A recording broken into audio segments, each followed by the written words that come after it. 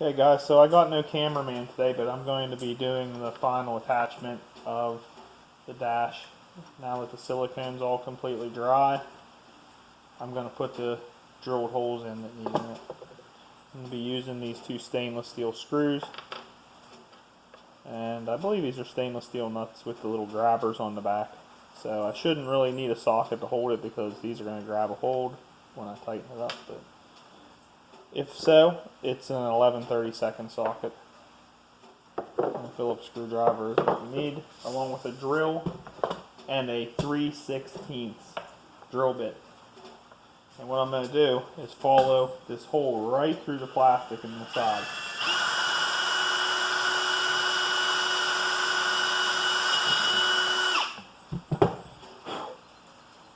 So now we've punched a hole through. You can see where it came out there. And the same for the other side. Careful not to let your drill bit hit this plastic on the side. I kind of just usually, if you flip this up with your thumb, you can see where you're at. And then this drill, nice and light, slow drill, nice and straight. Watch you don't drill into your finger on the other side or anything. Don't put your finger like, you know, where you're drilling, or you'll have a hole in your finger too. I don't think you want to match that. So, now that we got both holes punched in there, I'm just going to slide the screw in. Slide the screw in on the opposite side. Then, kind of hold that screw in there. Get this nut to start. If you want to, you can add some Loctite. In fact, let's add some Loctite, because these screws aren't going to be like super tight in there. So I'm going to add some red Loctite. I'm just going to drop some right on the end of the threads that are sticking through there. If you want to get fancy, you can put a little in there too.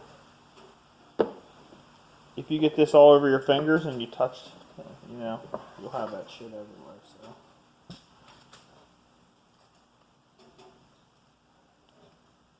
put my screwdriver on it. There we go. And I just want to snug this, guys. That's why I'm using the Loctite. Just snug it.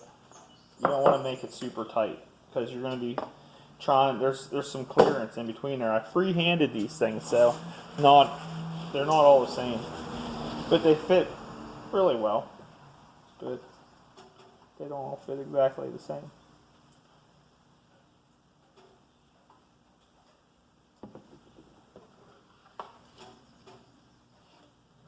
Honestly, we probably don't even really need the screws, though I do recommend them. You're going to have gauges in there and a bunch of wiring and stuff holding on to the back of them. You don't want this thing to pull loose, and this is just going to make sure it won't pull back off.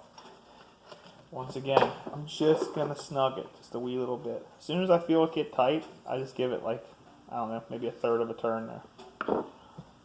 And then we have it mounted. This is not going to come out of here at all.